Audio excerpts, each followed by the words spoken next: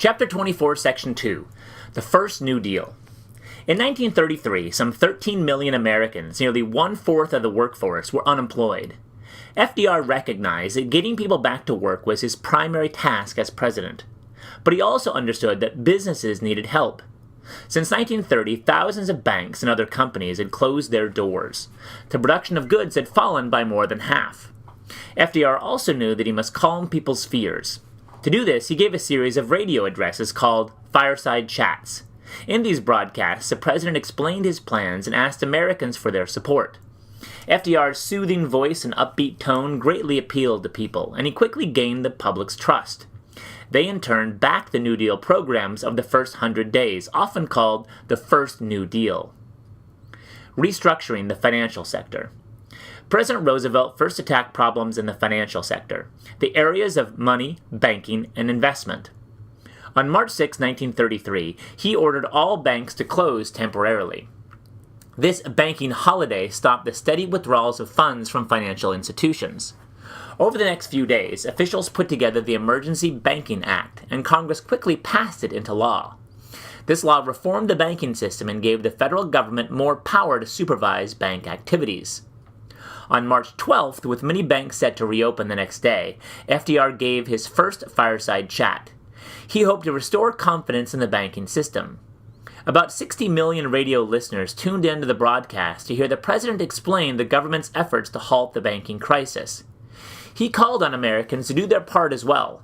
"I can assure you," he said, "that it is safer to keep your money in a reopened bank than under the mattress." The following day, deposits began to flow back into the nation's banks. A month later, Congress passed the Banking Act of 1933. This law created the Federal Deposit Insurance Corporation, FDIC, which guaranteed individual bank deposits up to $5,000. This guarantee helped restore public confidence in banks and stabilize the banking system. The law also limited the freedom of banks to trade in stocks and bonds. Before the stock market crash, banks had used depositors' savings for risky, speculative investment. Speculation in stocks had helped cause the 1929 crash. Part of the problem was ignorance. Many investors lacked reliable information about investments. Together, FDR and Congress set out to reform the stock market. A key step was the creation of the Securities and Exchange Commission in 1934. The SEC required companies to publish the important facts about their business. It also regulated the activities of stockbrokers and others in the investment business. Shoring up the free enterprise system. During the Great Depression, some people thought the free enterprise system had failed. They wanted to do away with it.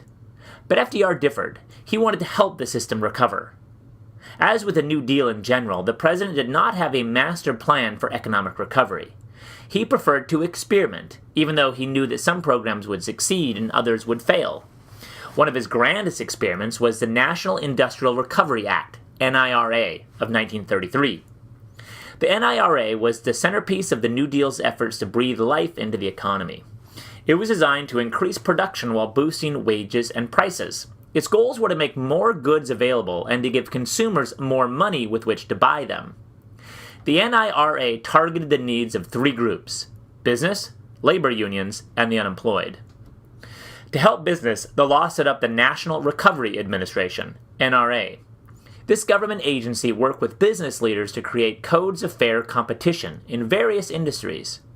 Each industry followed its own code, which required companies in that industry to standardize products, set minimum prices, and announce any unexpected price increases.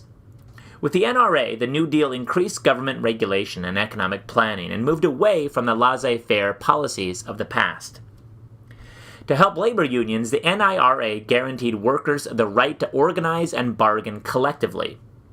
It also authorized the NRA to propose codes for establishing minimum wages and maximum hours in various industries. These measures represented a new level of government support for organized labor.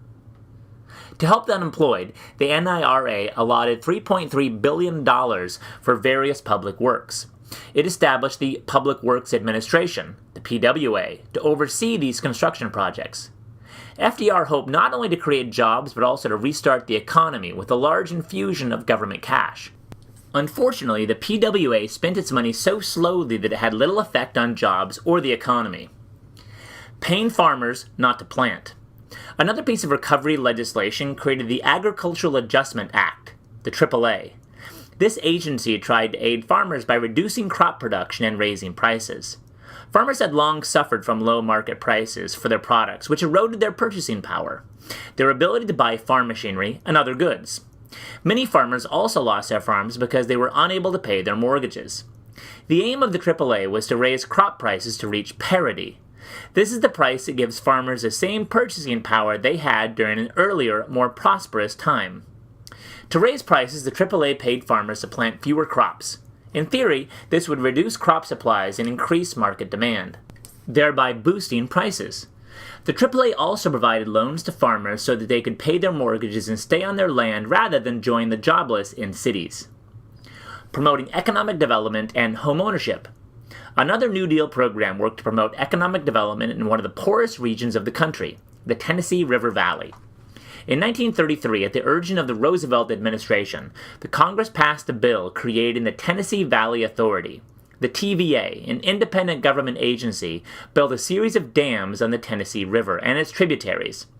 These dams provided flood control and hydroelectric power to 7 southern states. The TVA also battled erosion and deforestation, both processes that pose serious problems in the Tennessee Valley. In addition, this far-reaching program brought badly needed jobs to the region and encouraged businesses to invest there. The New Deal also created new federal agencies that would deal with housing issues. Like farmers, many homeowners had lost their homes because they could not pay their debts.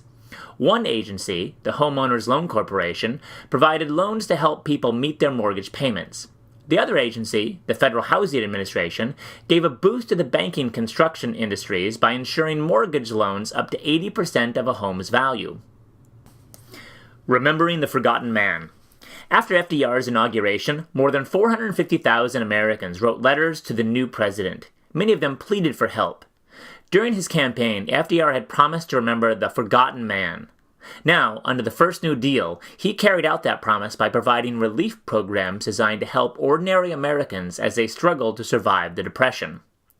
One important work relief program was the Civilian Conservation Corps, the CCC, which gave young men jobs planting trees and working on other conservation projects.